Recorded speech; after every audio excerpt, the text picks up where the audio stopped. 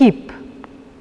Kip predstavlja predmet ali idejo v 3 razsežnostih: z višino, širino in globino. Kipi so lahko obli ali reliefni.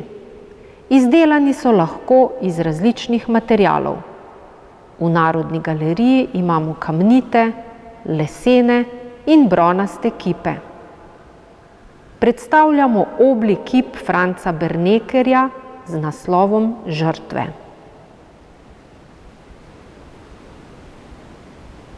Kip je izdelan iz marmorja in da bi ga doživeli, ga moramo obhoditi in si ga ogledati z vseh strani. Tako odkrivamo vedno nove poglede in podrobnosti. Jasno lahko razberemo razliko med grobo obdelanim spodnjim delom in zglajenima telesoma. Moško telo je aktivno, polno življenjske moči, žensko telo pa je mlahavo, brez življenja.